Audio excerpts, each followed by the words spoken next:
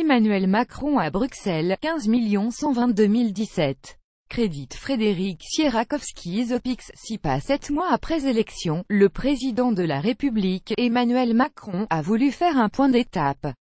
Il a répondu dimanche soir aux questions de Laurent Delahousse dans l'émission 19h le dimanche sur France 2.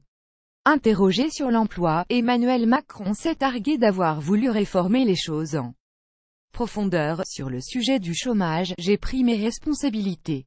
J'ai fait tout de suite la réforme la plus importante qui avait été évitée en France depuis 20 ans, a assuré le président de la République, faisant référence à la réforme par ordonnance du Code du travail.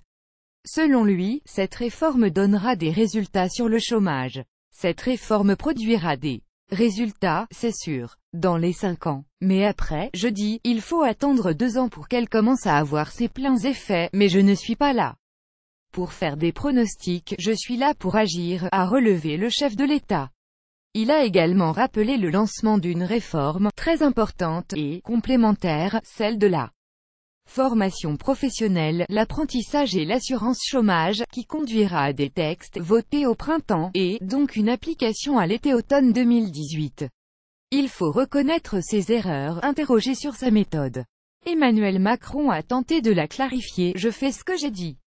Ça étonne, peut-être, ça en contrarie d'autres, ça fait peut-être longtemps que ce n'était pas arrivé, a-t-il déclaré.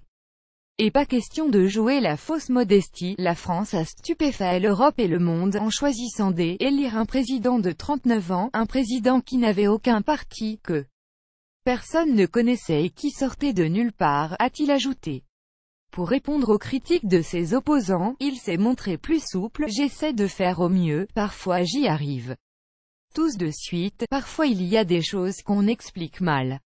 Bon, il faut reconnaître ses erreurs, a-t-il ajouté, promettant d'être pleinement déterminé et à la tâche chaque jour, chaque heure. Il a dit avoir conscience d'avoir demandé des changements qui ont pu perturber, des choses qui pouvaient sembler non naturelles.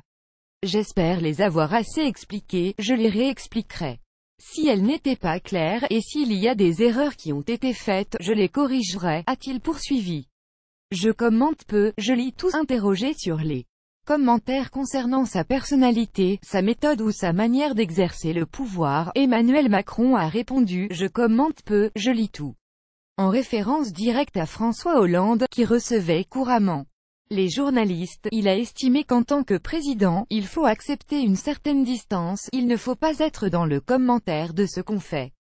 Il a ajouté qu'il fallait aussi accepter la part d'impopularité qui va avec certaines réformes.